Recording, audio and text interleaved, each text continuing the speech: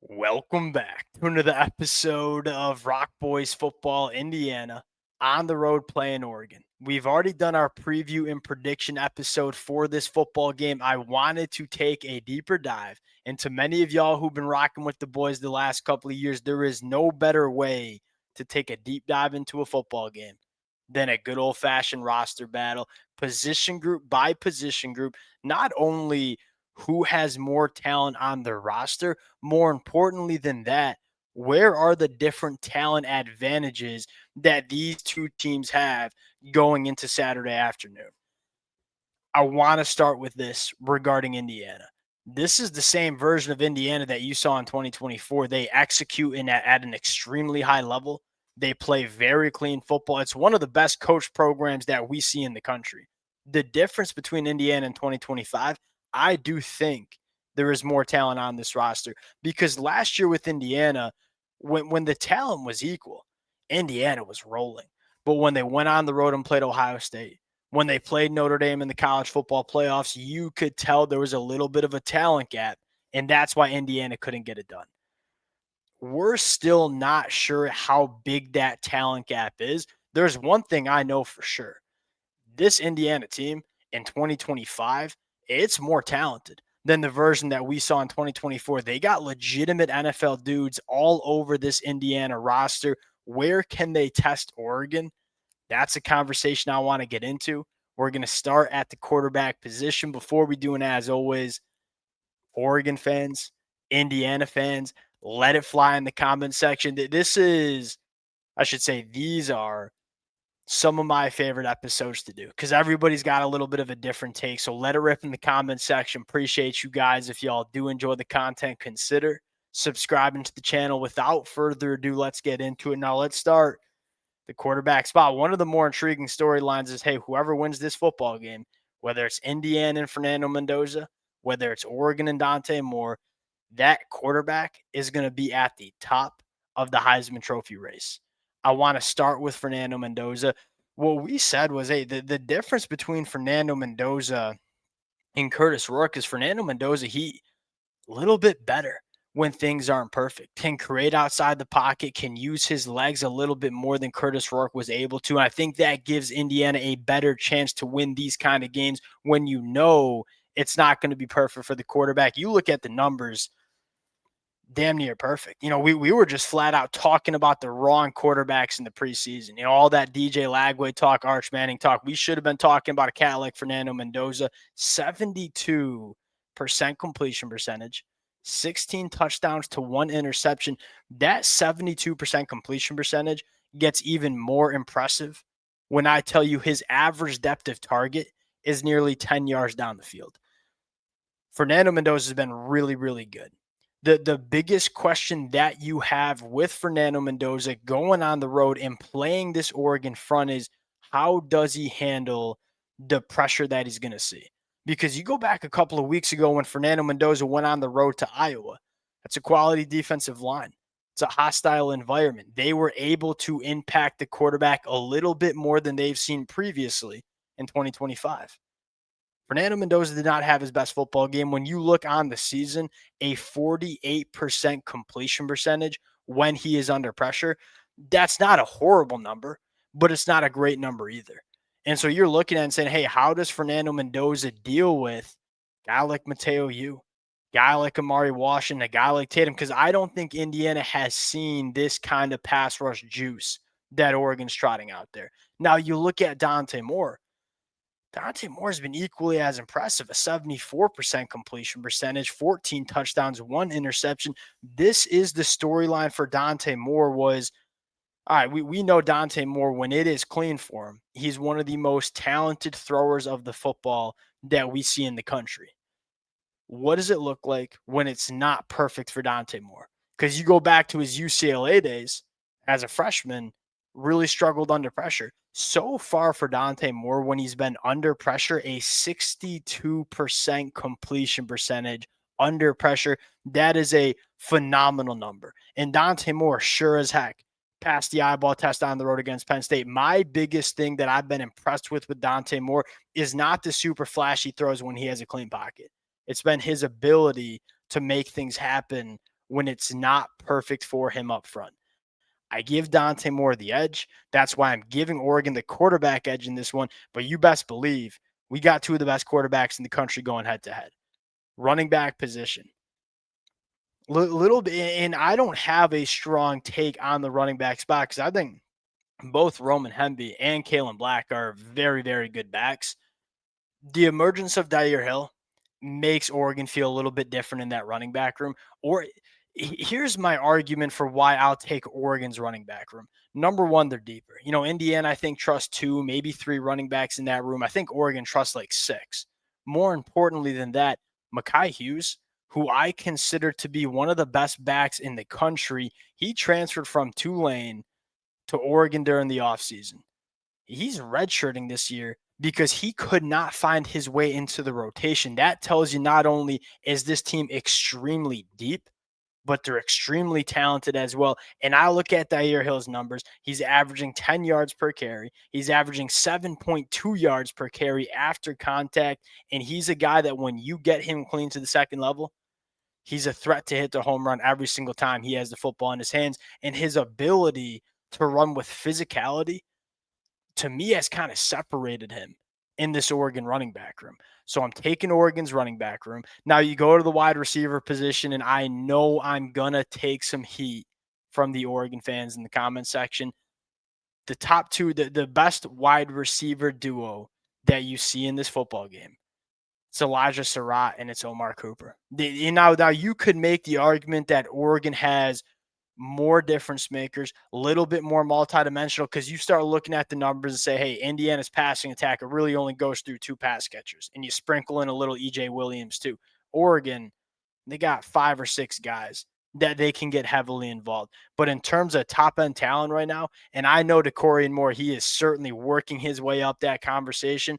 Elijah Surratt, Omar Cooper, they're going to be NFL dudes. And I love how they complement each other. Elijah Surratt, contested catch, possession wide receiver, him at the catch point, he's elite.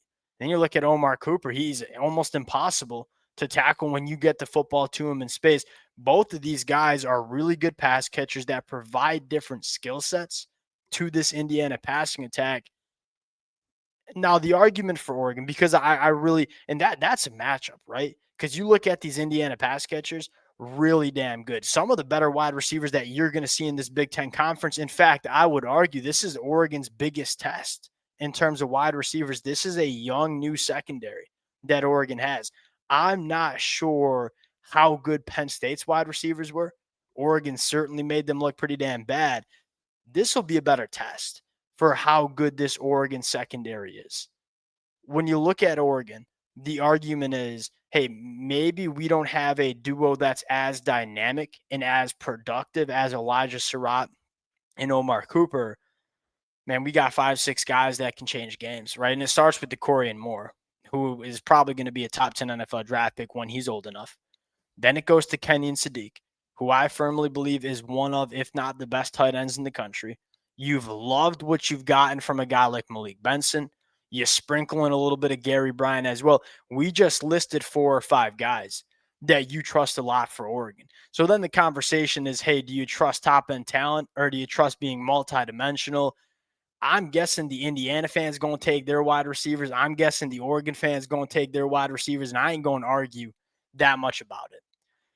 Offensive line, this might be the biggest mismatch that I see. And it's not that Indiana's offensive line is bad, because they're not. They're actually a very solid unit. Oregon's offensive line might be the best in the country. And we've been saying it all year. You look at Oregon's numbers, they're running the football for 6.2 yards per carry. That's top 10 in the country. They're only allowing a sack on 0.8% of dropbacks. Number 2 in the country. They've only given up 14 quarterback pressures on the year. They just went on the road and played Penn State. Some teams would give up 14 quarterback pressures in that football game alone on the road. Oregon's done that all year.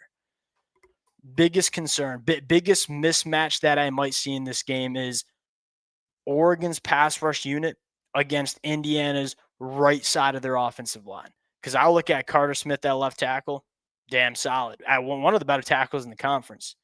Pat Coogan at center, damn solid.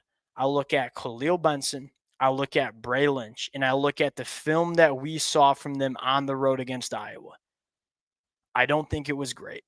And guess what? I think Oregon has more juice when it comes to getting after the quarterback than Iowa does. How does that right side, and that's the tricky part about Oregon, is there's no hiding from Oregon's pass rush. They can get you from any position up front. And Mateo U on one side, you want to try to take away Mateo U, you got Tatum Tuioti on the other side. If you want to prioritize these edge rushers, you got Amari Washington, Bear Alexander on the inside. It's so multi-dynamic. When it comes to offensive line play, I firmly believe that you're only as good as your weakest link. Oregon doesn't really have a weak link on the offensive line. I mean, they're hammers in the middle of the offensive line. These two transfer tackles continue to be really impressive. Then I look at Indiana and say, there are a lot of football players that I like up front. I got question marks about Khalil Benson and Bray Lynch when they play NFL dudes. That's what Oregon has. Big storyline heading into that matchup. Because again, going back to the top, how do you impact Fernando Mendoza? If you can get some pressure on him, his level of play drops. Can Oregon do that at home Saturday afternoon? Defensive line. I think Oregon has the guys that will be drafted higher. Mateo U, Amari Washington, to me, are 2 first-round NFL draft picks. Tatum Tuioti, he going to be playing. Tatum Tuioti going to have a long career in the NFL. I don't know if the NFL will take him in the top 32 picks. Kid's a gamer. Bear Alexander plays really well. Indiana's been a little bit more productive. When you look at the numbers, only allowing, let me get these numbers right, 9.4% sack percentage, top 13 in the country. That's compared to Oregon's 6.3%. That's 35th in the country.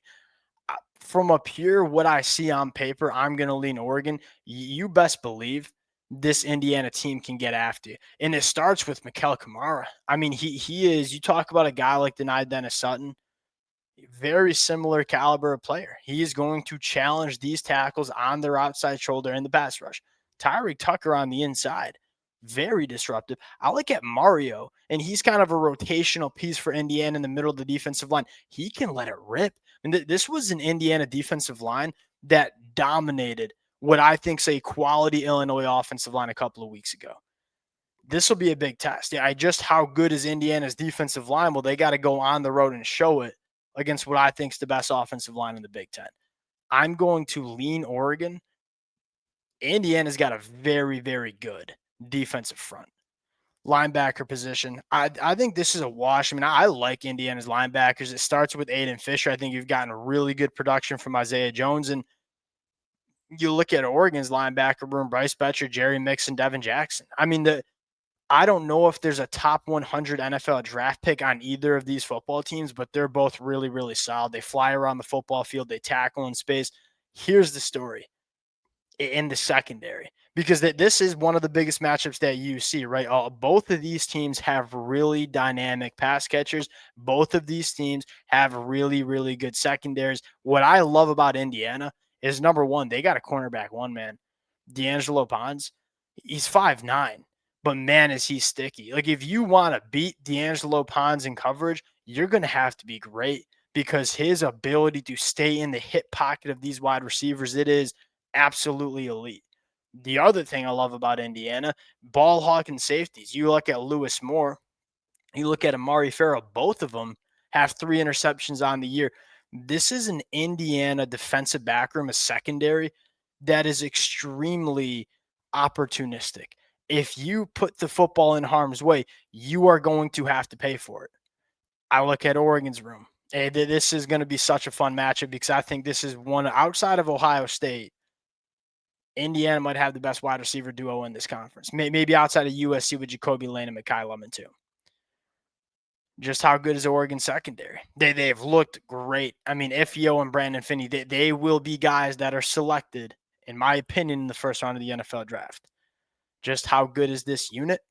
We're going to find out Saturday afternoon. You look at Oregon's numbers as a whole, a 44% completion percentage given up, number 1 in the country. Only 4.8 yards per pass attempt given up, number 2 in the country. They're freaking elite, right? And you're going up against some of the best wide receivers that we see in the country. Who wins that battle? I mean, when you look at kind of a good way to wrap up this conversation is, what are the two most important position battles that we're going to see? Number one, can Indiana hold up in pass protection against this Oregon pass rush unit? I have my questions about that. Number two, these Indiana pass catchers against an elite Oregon secondary, man, that's straight up good on good. That might be the best position group for Indiana versus the best position group for Oregon. Who wins that matchup? Probably going to have a large impact on who wins this football game. I'm fired up for it. It's an opportunity for us to really understand, hey, just how good is Indiana? And when Indiana plays a team that has some of the most talented players in the sport, can they go on the road and hang? They couldn't last year. I think they have a better chance of doing it this year. I'm taking Oregon. I just think they're a little bit more complete at all three levels on both sides of the football. I think they have a little bit more high-end difference makers on the defensive side of the football. I really am impressed with Indiana. Gonna be a really good football game. Appreciate you guys rocking with it. If y'all do enjoy the content, consider subscribing to the channel, and we'll talk to y'all later.